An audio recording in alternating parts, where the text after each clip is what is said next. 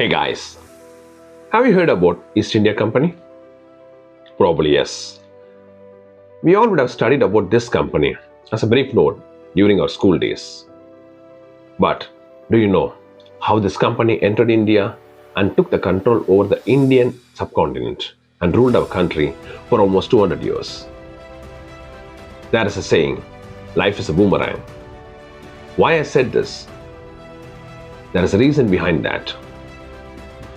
To know more about this, watch the full video without skipping. The East India Company was an English and later British joint stock company founded in 1608. The original name of the company is quite lengthy. It's Governor and Company of Merchants, London Trading into the East Indies. It was actually formed to trade in the Indian Ocean region, initially with the East Indies, that is nothing but the Indian subcontinent and Southeast Asia, and later with East Asia. The East India Company had its own armed forces in the form of company's three presidency armies, totaling about 260,000 soldiers, which was actually twice the size of the British Army at that time. To start its origin in 1579, Francis Drake, the English explorer, eventually sailed in East Indies and came across the Moluccas, which is the eastern part of Indonesia, also known as the Spice Island, and met Sultan Baubullah. In exchange for linen, gold, and silver, a large haul of exotic spices, including cloves and nutmegs, were obtained. This was the first ever trade happened unofficially between the English and the Asian merchants.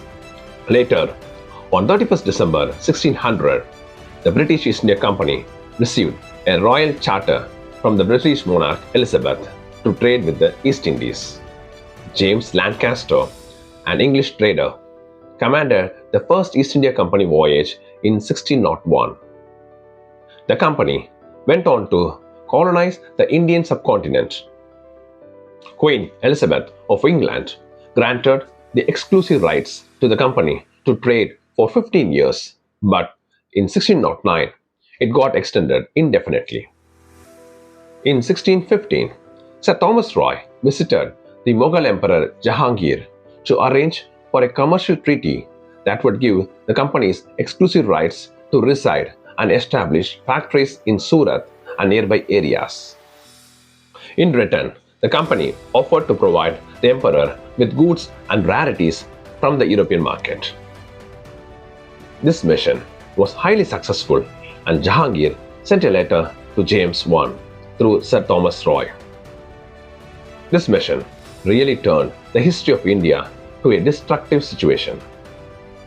In India, the decaying Mughal emperor allowed the private armies and regional rulers fought each other. By a series of wars, the East India Company became the actual rulers of most of the subcontinent. But the Mughal emperor was still officially the sovereign ruler until the Indian Rebellion of 1857.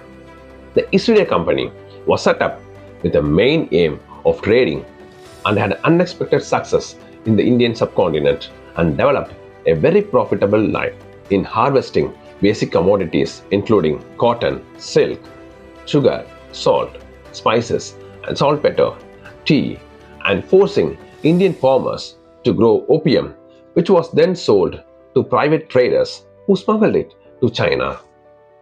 Ultimately, there are not only one East India Company, but four East India Companies exist at the same time.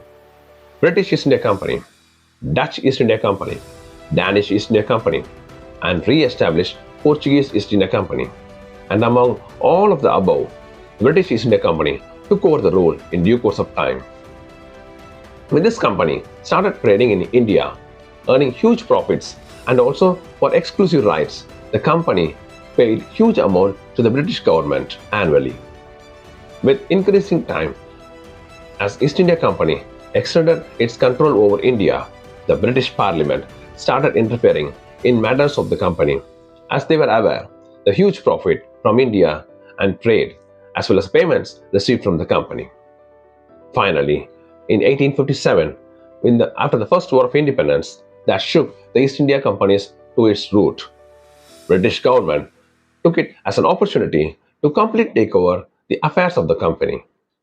And after that, Government of India Act 1858, the Crown rule started in India and hence called British rule thereafter.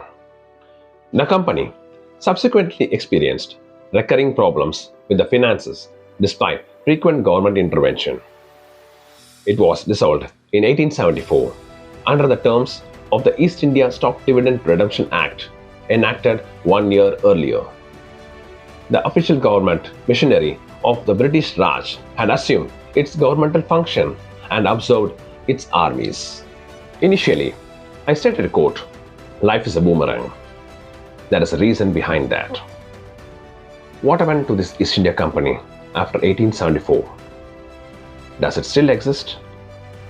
The East India Company that ruled India for almost 200 years was bought by a Mumbai-born entrepreneur, Mr. Sanjeev Mehta, a 48-year-old businessman, bought this East India Company patent at a low price in 2005. For 5 years, he has been trying to transform the East India Company into a consumer goods brand. He has already launched a luxury restaurant in London. Mr. Mehta's investment in the company, which consisted of only 35 employees, amounted to about 12 billion pounds. He is the owner of the East India Company, which launched in 2010, presenting it as a revival of the historic East India Company that got dissolved on 1st June 1874.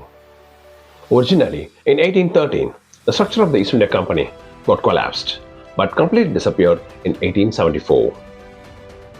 After about 135 years, in August 2010, the East India Company was again operational with around 350 luxury products. It's been a long and emotional journey for Mr. Sanjeev Mehta, who completed the process of buying the East India Company from 30 or 40 people who owned it earlier. If you like this video, please like, share, comment, and subscribe my channel for more videos. Thank you.